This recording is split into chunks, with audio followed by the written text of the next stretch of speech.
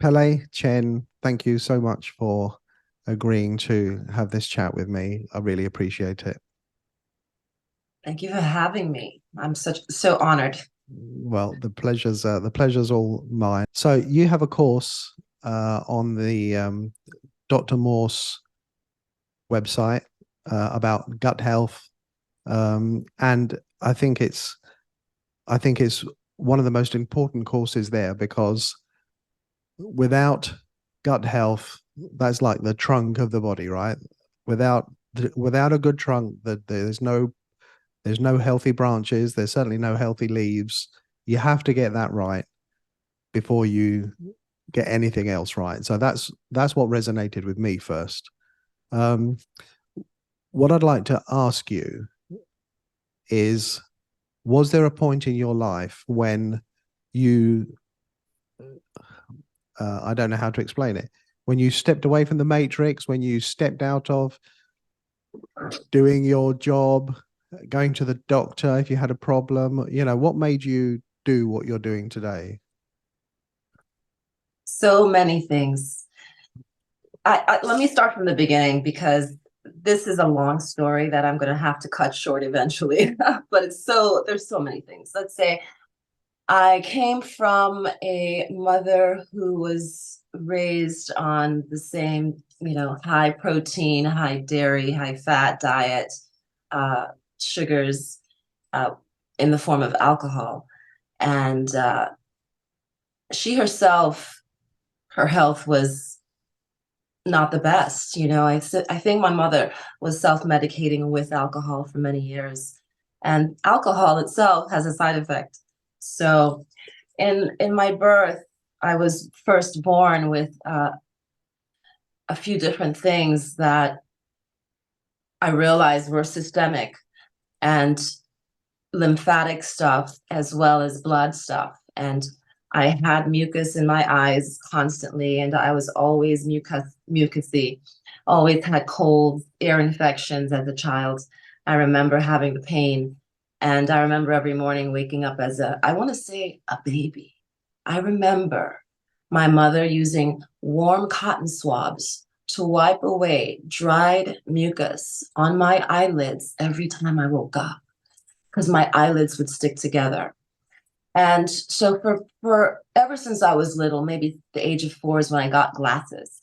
So vision had been an issue since a very young child. Ear infections, sore throats, tonsillitis constantly. And then gastroenteritis, a lot of acid reflux, a lot of indigestion, high constipation, often diarrhea, and it would go from one extreme to the other. I was raised on dairy, protein, uh, mostly cooked foods. And my mother, my family always put in a little veggie. There's always some carrots and some lettuce and tomatoes. But as a child, you don't really, I didn't eat it. And I found that it wasn't tasty to me. It wasn't appealing. I would just stick with the cooked foods. Of course, I would miss the broccoli and anything that was veggie-like, but I did love fruits. Uh, First, I was born in Boston, but at the age of 11, I went to Jamaica, and then is when I started my fruit journey uh, on mango trees, on grapefruit trees, Wow. climbing coconut trees, and getting gimbalins, and all these were in our yard. So I was able to pick them, and I would pick them after school. Now, mind you, I was still eating a lot of cooked foods. Every morning we'd have eggs, we'd have bread, milk, cereal. Different varieties each day, something different, of course. We may have salmon, we may have pork. And then for lunch, I'd have a beef patty and cocoa bread, and then maybe some jerk chicken and a roll. And then for dinner, a steak or pork chops or baked chicken, rice and peas, potato salad, just these hefty meals. And I think my family, we believe that food had to be a primary source of happiness. Like whenever we ate, we should feel happy.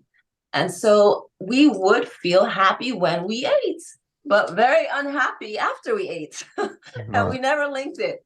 We always thought, oh, it's genetic. Oh, it's not. It's not us. It's actually just, we all go through it. So we just had to get used to it. Just take a medicine. Just take some pills. You'll feel better tomorrow. I constantly had the flu. I constantly had to take antibiotics. I was on antibiotics my entire teenage life, maybe twice a year to 3 to 4 times a year. I mean, I remember it being a part of like my life. And I had serious gut health issues, serious colon constipation issues. And I had a cycle that was very regular. It was very regular and very heavy. So I had cramping that I would take medication for, painkillers, Panadol, and I always had allergies. I could never be around pets. I could never be around dust, chemical bleach. I mean, certain things right now will still affect me, mind you. I think the system is so clean now that anything like that will make me sneeze. The body is always trying to get rid of stuff. But back then, my symptoms were so bad. I mean, I just couldn't breathe. I couldn't handle it. I would always want to suppress all my symptoms. So I would take something. So not knowing what suppressing actually does to the body. But by the time I was 19, I had a lump in my breast. And actually three. Had two in one breast, one in the other. And so we went at 19. My mom took me to the surgeon. And he's like, okay, we're going to do a biopsy and we're going to remove both of them. So they removed them and said, okay, oh, by the way, during the surgery, I woke up while they were cutting me. And I woke up screaming. And then all I heard was say, give her more anesthesia. Give her more anesthesia. Oh my goodness. I'll never forget that.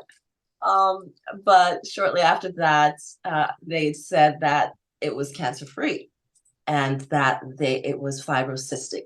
I had fibrocystic breasts. And that's something that ran in my family. My grandmother had it, my mom had it, my aunt has it, and all my great aunts had breast things. My sister also. That's another story. I'm going to give you some information there. But, and all of this actually is more on my mom's side of the family. My dad's side, although he had, there was cancer. People died from cancer on his side, but they were all small and they didn't have food issues, but they did have other stuff going on, cigarettes, alcohol, and overworking. So there were things, there must have been caffeine in the diet. And there was obviously protein. They're Chinese, so they were definitely all on protein. But there was something different about dad's side, because my dad is 5'2". I'm 5'11". My mom's 5'9", or was. And my dad's very thin. He's very thin, and probably his leg is like my arm. My dad and I are very thin. But my diet, though, is different than the rest of my family. And I can tell you that all those issues that I was suffering with, I thought I couldn't get rid of it. I thought it was genetic, that it had to happen, that I caught it.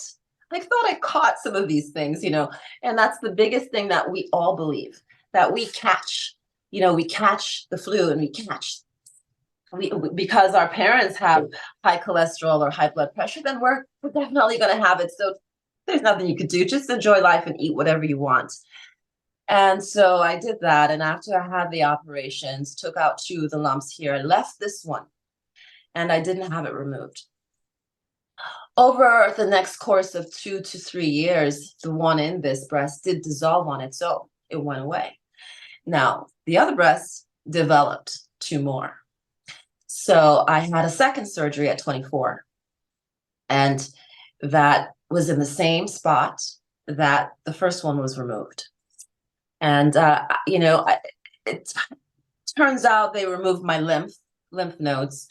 And luckily, it was only, let's say, 3 or 4 of them that were removed in that time, because we know we have quite a few here. And I do notice that over the years, I don't really get swollen lymph nodes anywhere anymore, except if I don't eat accordingly. So I stopped. Well, let me go on to letting you know what happened next after having those surgeries. Serious period issues started. I did find out I had 2 fibroids, and I was having serious hemorrhoids. Sorry, not hemorrhoids, but I did have hemorrhoids actually. Since I was a little girl, I was having hemorrhoids. Since I was about 13 is the first time I remember not being able to walk because I had such a severe pain in my booty, you know. And so hemorrhoids are something that are caused from pushing, high constipation, dry fecal matter, and the tearing happens from you being in severe constipation, which is what my situation was in any case. So, but I was having bleeding, hemorrhaging, periods that were very, very heavy. I'd be rushed to the hospital because I just changed my pad or tampon. And within minutes or 20 minutes, I was sitting at a desk and all of a sudden there was blood on my chair. And, I was like, oh my God, I have to go to the hospital, So I would go to the emergency room a couple times a year because of things like that since the age of 24. And even during that time, I was highly depressed. I was suicidal. I had so many issues with relationships, with having, communication issues. Focusing on work for me was the only thing I could do. Like I was into work, but my rest of my life was suffering because to be in work, I had to be in caffeine. I had to have fast food. I had to, do what everyone else was doing. They were smoking in the office. I was inhaling all this. I was medicating to prevent asthma from occurring. So there were so many issues going on. There were so many things that I had to change. And when I got pregnant with my daughter, just before I got pregnant, or I should say at the age of 28, when I went to the doctor to have a colon check because I had been having rectal bleeding and I had been having diarrhea after every single meal. I'd lost about 20 pounds in less than maybe 2 months. And for me, because I was so thin already, I went down to 115. At 5'11", I was like maybe, 140 or 130. And I remember going down to like 115, but feeling horrible, not waking up with any energy, extremely fatigued. I would sleep for hours at night and wake up and want to sleep more. And to even push myself to get out of bed, it was so, I was like a heavy log and had no energy, had no strength, and really just always relied on caffeine, eggs, milk, cereal, up until I was 30 years old. That's those last 2 years not knowing. But at 28, I went to the colon doctor. He said, you need a colonoscopy. And because I, gave him he did some test on me. Oh, I had just started my cycle, apparently, I think. And so he saw the blood on the test. And so he said, okay, we need to do a colonoscopy. I was like, well, okay, fine. And so I decided to do it. I went home, and I think it maybe was a week or two later, I found out I was pregnant. And so I decided, no, I'm not going to do the colonoscopy. I'm just going to take, my chances and go through the course of pregnancy. And I did. I went through pregnancy. I had a great pregnancy nonetheless, even though I was severely constipated. I did gain 45 pounds during pregnancy. I went from 115 up to 170. Well, how much is 160, 165? It was 45 pounds is what I can remember. And I had my daughter, and then went to Jamaica for 2 years after going through a divorce. I went to Jamaica for 2 years from Florida to recover. I took my daughter with me, and while I was there, I was in the worst health of my life. For those 2 years, I had severe stomach issues, I felt like an ulcer, it felt like constipation, it felt like constant cramping. The tonsils were always swollen. I would get swollen lymph under my armpits and swollen groin, lymph in my groin were swollen. And I really had no energy back then. Again, I was eating all cooked foods most of the time, though I would say to you before I forget, every time I had the fruit in my past as a youth and as an adult during that time, it would help me to have a bowel movement. And that is, that should have been my cue as to what was going on. But, I wasn't programmable back then as a child. I would actually be pretty bad at biology. And I never believed in a lot of the things that, not even believed, I didn't understand what they were trying to teach me in biology back in school days. So I didn't get any of the Western medicine jargon as far as why our health became the way it began. I had my own questions as to why I kept feeling this way. And doctors wouldn't give me answers. Like when I would go for medicine or go to get better or, ask for, help, they would just put me on a drug and I would say, but what caused this? And they would always say, oh, it's idiopathic. I'm like, calling me an idiot? Yeah, what? not really understanding that idiopathic may have no known cause, but there is a known cause. And now I know the cause. And I so was blessed the day that I met my guru 21 years ago. And this was a yoga teacher. I left Jamaica when my daughter was 2 years old, or actually 10 months old. I left her in Jamaica and I came back to the States to go to massage school. And I decided to get a massage here, decided to become a massage therapist. And my teacher there was a yoga master as well as a raw Buddhist. So I started to feel really uncomfortable in massage school. I was always kind of missing class, and she noticed and she talked to me about this and she asked me what's going on. And I told her about how I was feeling. And back then I would drink every day. I would have red wine every night. It's healthy, they said. It's got antioxidants. It's good for us. So I'd have one every night. It was a great nightcap. I'd fall asleep and then I'd wake up at 2 o'clock. I would not have proper sleep. I had insomnia. And so she said to me about the diet, well, before she even got to the diet, she said, okay, you look tight, because we were doing stretches in the massage class before we gave massages to warm up our bodies. And then she was able to look at us and see who was not healthy, who was not flexible. And so she thought I was so inflexible, I couldn't even touch my toes. Like I literally couldn't bend forward, and without my bending my knees, I couldn't touch the floor, none of this stuff. Like that's supposed to be pretty simple. But when we're so tight, you can tell right away when someone is in deep pain and it's dehydrated in the body, which is what I was. So do you know, Pele, you just remind me of something. I watched a video recently of Sadhguru talking with Gordon Ramsay, the chef. And there was it was like a PR thing. And Gordon Ramsay went to Sadhguru's ashram, and he invited him to sit with him. And I don't know much about the Gordon Ramsay. I don't really watch much TV. But I believe, maybe wrongly, I believe that he isn't so much into health as that's what he does. He's a chef or a TV chef, but he's into working out and things like that. So I didn't really think much about his health until Sadhguru said, right, let's sit down on the ground and cross our legs. And he couldn't do it. He just simply couldn't do it. He couldn't sit down, and he sort of had to sit awkwardly sideways. And I thought, wow, you can't sit down on the ground and cross your legs.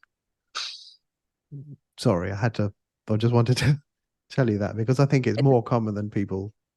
It is so common. It is so common how inflexible we are, because we simply don't do certain things, and the body can't, because of what we're putting in it. Right. There are so many beautiful bodies out there. And my question is, all right, so you have strong arms, you have strong legs, you have a defined back and defined abs, but how is your colon? How strong is that? How strong are your kidneys? How clear are your kidneys? How healthy is your blood?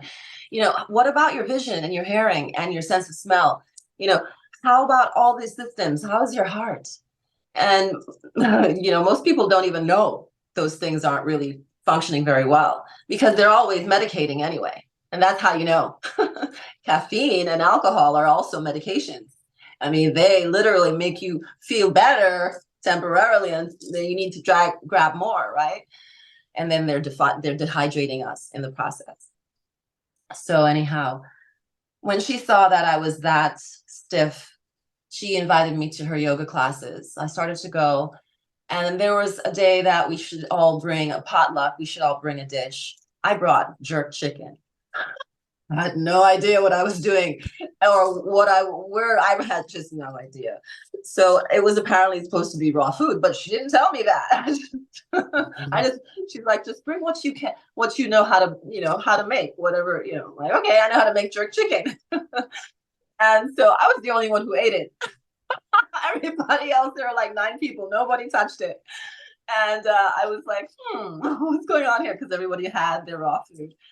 And that's when I started to learn about raw foodists. And so she really got me on the path of dropping all the flesh. And then, and mind you, this is 21 years ago. I dropped all the flesh. I let go of cooked foods. She said that cooked food is dead food and that heat kills it. And then I said, well, heat brings life back to dead food, because we can still eat meat because, you add fire to it. Now it's edible. And so regardless, it's different. It's a different kind of life, right? Just because it's edible doesn't mean it gives us life. So back then I realized it took me a little while, maybe 3 months to drop the meat. I started off letting go of dairy. And then the flesh came off one portion of, like, it was first what was it? The beef. And then it was like fish. And then chicken was the last thing for me. And then back then. Was it difficult to let go of the that's dairy? why it took 3 months. No, the dairy for me, because I connected, oh my God, I got a serious hatred for it. The reason is because I realized that it had been causing me all of this mucus. So during the time that she introduced me to the diet, for 12 days, I let go. Like, I put this on my calendar back then, I stopped eating dairy. And for the next 12 days, I had developed a severe pneumonia and bronchitis symptoms. And I watched colors come out of my lungs. It was first clear mucus, and then it became yellow mucus, and then it became green mucus. Now, during this time, I wasn't going to the doctor for it. I wasn't going to the emergency room or having anyone check me out. I had made a decision that all these years, I gave them a chance, and they all failed me. So I'm no longer giving them my body to heal. I was going to do it myself. So I decided that I'm going to stop consuming foods that were not available to man during caveman days, let's say, because really and truly, you're not going to go and suck on a cow's titty. That was not something that I don't see that happening back then. And I mean, when it comes to like way back then, right before civilization. So when I let go of the dairy, all of this mucus started coming out. And mind you, all these years I had been suppressing it, always on cough suppressants, always on things to keep me from having a mucus. And whenever I had a runny nose, which I had constantly a runny nose, and I noticed even now, I cheat, I'm not perfect. I do have days where I may have a slice of pizza. God knows that there is a reaction, and I see it. So because of these things, I avoid. Sometimes we don't have a choice, but then we have a choice, we can not eat. So in any case, I see the body does react very quickly to this stuff. And that green mucus turned brown. I even had blood, and then I had black. So I felt like all of those years of layers of all of this stuff that was in my lungs finally was released. For 10 or 12 days, I was having fever, headache, and mucus. And I was actually not medicating. I didn't go to the emergency room. I still, I took time off the days that I could go to school because I was in massage school at the time. And I would medicate with only the Bragg's apple cider vinegar. Now, this is something that I know is not popular amongst some healers, and I know Dr. Morris is not fond of it. But 21 years ago, that is what she had mentioned to me to introduce. And how I took it was like a recipe of water, 8 ounces water, one whole lemon, a teaspoon of maple syrup, and make sure it's, the highest grade maple syrup, the least processed, and one capful of apple cider, just a capful, and you mix it into like a lemonade. But what it helped me do was thin the mucus on my lungs. And I was able to get more mucus out. It was more productive.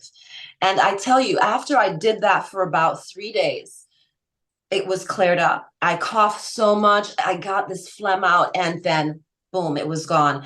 That was the last time I had a severe upper respiratory problem. And this is something I suffered with my whole entire life, upper respiratory stuff as well as stomach stuff. So when that occurred, I pretty much trusted in the Bragg's apple cider remedy for my daughter. I never gave her Tylenol. I never gave her anything for headaches or flus or colds or nothing. And mind you, when I got my daughter back from Jamaica when she was 2 years old, she was very mucusy. My mom raised her on dairy there. They were giving her milk and bread and chicken and fish and all kinds of stuff. So when I got her, she was having all these symptoms. And then I put her on the cider like a little bit every single day for about a month. And I tell you what, that helped her so much. And so I saw that as a healing tool. But that alone is the only thing I ever put my body through, like as far as the medicine.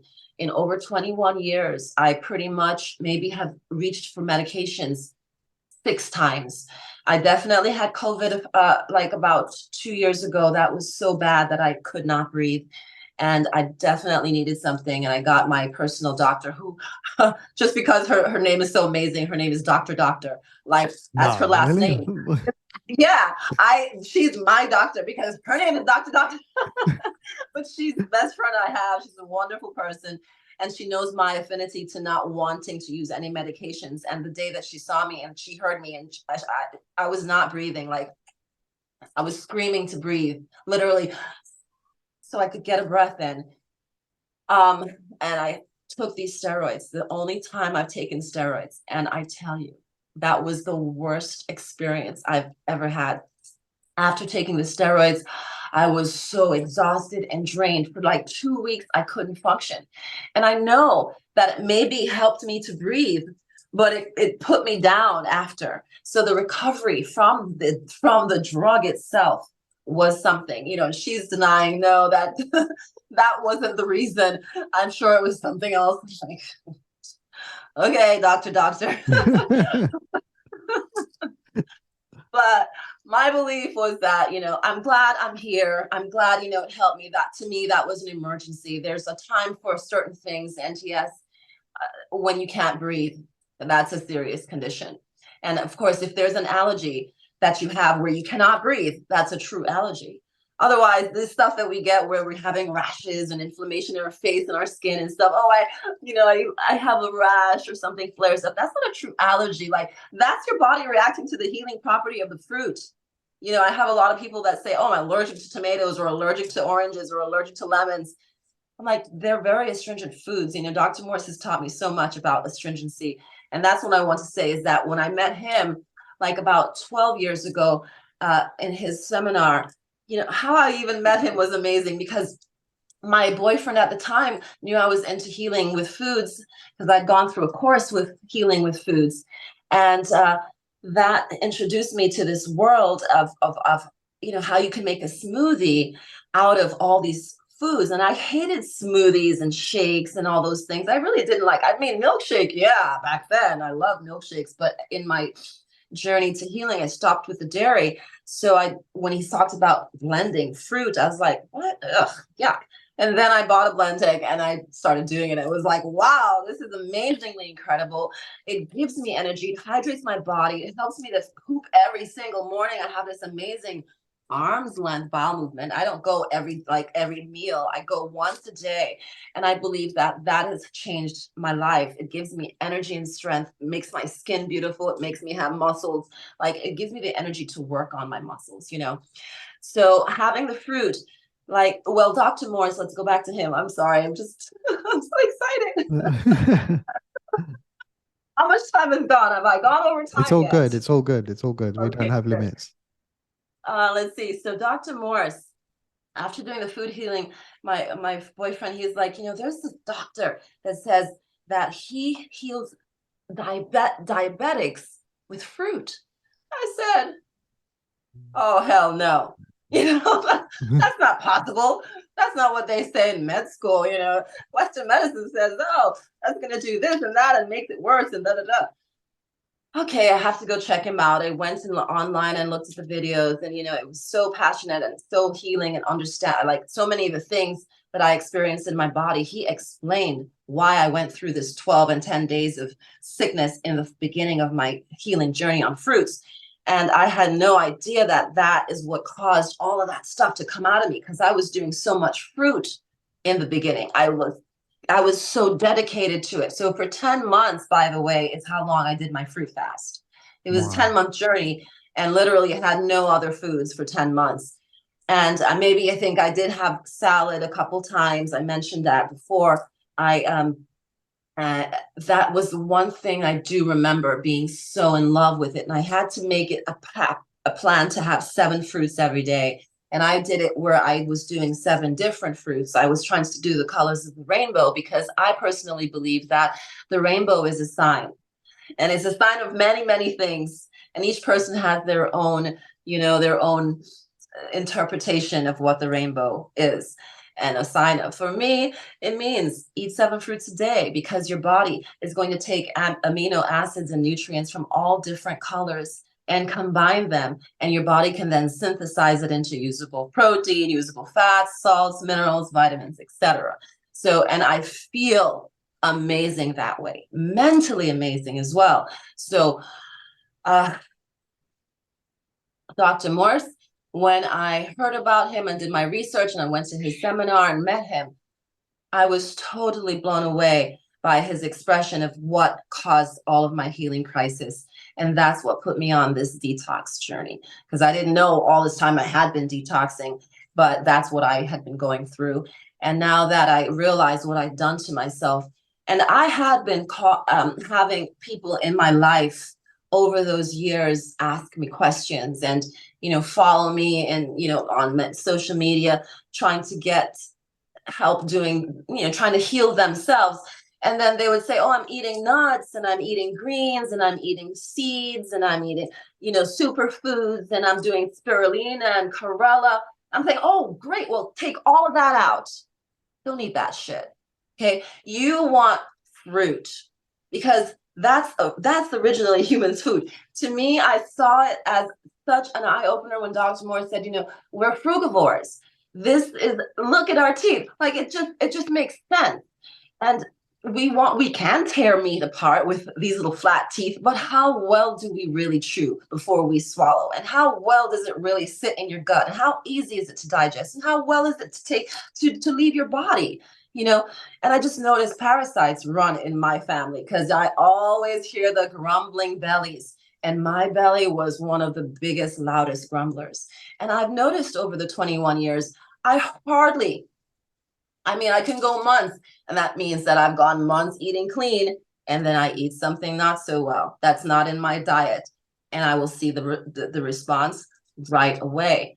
So people don't understand and they don't connect that, you know. And I found that I would express this information to people, and then they started to really, you know, follow, and they start to see it in themselves. And I said, okay, Dr. Morris has got a lot of information here. I'm learning a lot. Let me keep going. And what I started to specialize in for me was the bowel movements, because that is what I saw change 21 years ago. When I started to have all that fruit in that quantity, and I would eat every 1 to 2 hours. I'm not eating 3 meals a day. There's no more 3 meals a day because that's programming, people. Okay, that is all programming. That's to get you to eat in the morning so that you don't have to eat all day until noon, so that you can work in between and not be, bothered to eat during that time. But you need to eat during that time. And in the evening after lunch, you need to eat during that time. Otherwise, you're going to want coffee. You're going to want something to stimulate you, because you're going to be tired and groggy, or because your adrenals have been messed up, because you're not sleeping well, because you're not pooping well. It's just. It is. It is. I can tell you something. I don't know if anybody ever told you, but when you and I met about 8 or 9 years ago in Florida, and you were doing the yoga classes for the people there, um, when I saw them come back, and they were like, "Wow, I can't move. Wow," and they were like, "I've got to do it again. I was in agony, but I have to do it again." And everyone was talking about it. Everybody was Oh, talking about it. wow. Thank you for that. I didn't know. Yeah, That I'll was never that forget it. was a great experience for me. That was wonderful. Those people wanting to actually just to join one class and then come back. Because yes, I did have a few classes and they showed up. It was really powerful for me. And I know for them too. And I think that's what it is. For me, when I teach yoga, it's not. Okay, let me tell you what it is for me. It is for me a way to cleanse the physical body first. Yeah, it's to get us closer to our spirit. Yes, that does happen. But for me, I'm looking to cleanse inside. Yeah, the muscles look good on the outside, sure, but I'm looking for the gut stuff. I'm looking for the healing inside. I do a lot of gut healing with Uddiyana, Agnisara, Nauli, and we are not paying attention to our insides. We just want to see the muscle on the outside. We want to see the thigh muscle, the booty muscle, the back muscles, but the insides are what's important. So that's one of the things I try to focus on in my classes. Wow. Um, where did I get stuck? Did I forget anything? So Doc, to summarize, so you have an online course. It's an amazing, I know it's an amazing course, but it's easy for me to say. What would you say it covers for the uninitiated, for the someone that's new to this? What are they going to get from you doing your online course? So the course covers basic anatomy of the digestive system, and then it goes into talking about the foods that we typically eat and what we're told to eat on the recommended daily allowance triangle there for the US in particular. And I'm sure every country has their own recommendations of what diets should be.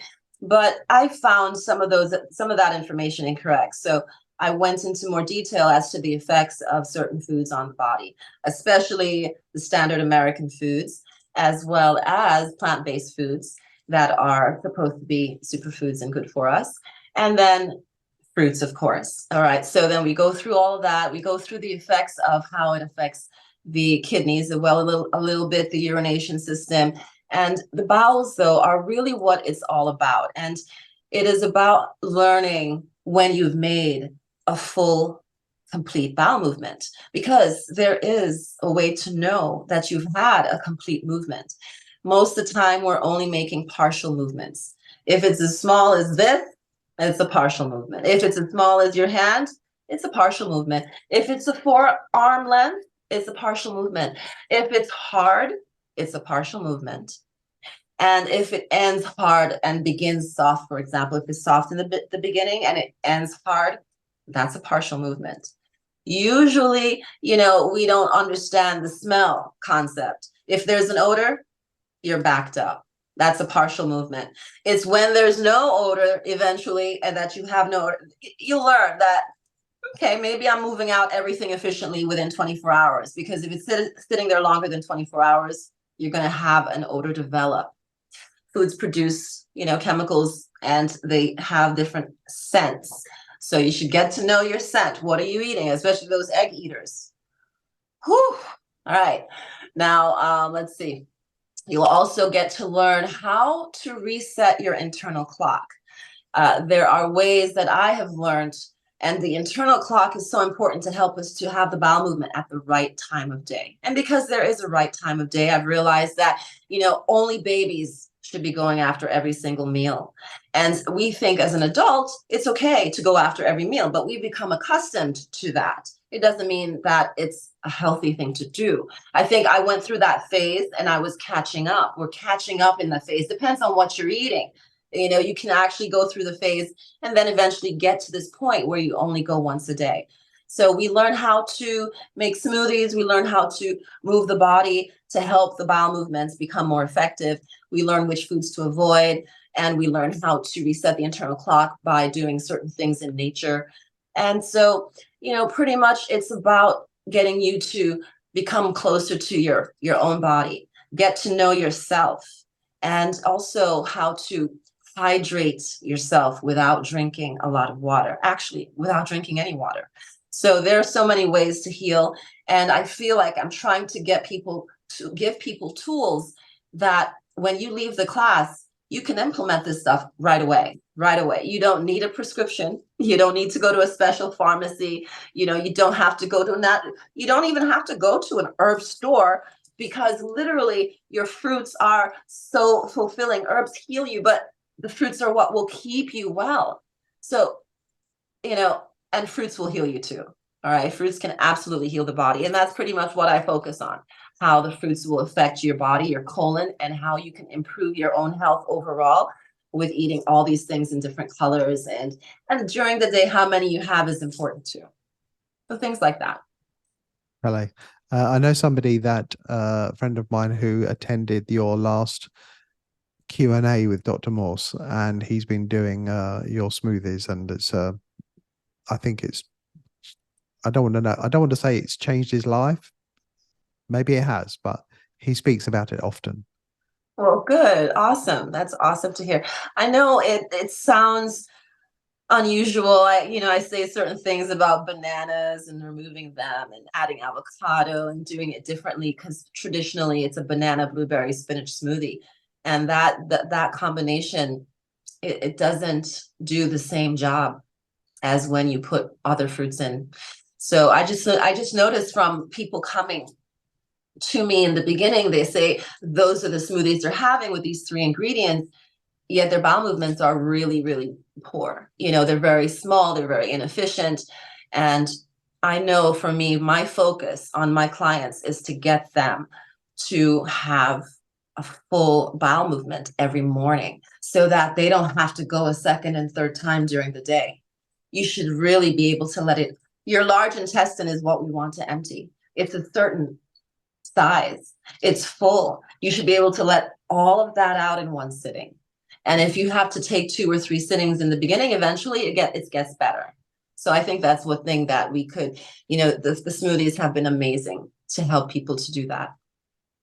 You know what I take from talking with you? I take something that's very dear to my heart, and that's somebody once said to me, actually, she said it to me at the same time that you and I met.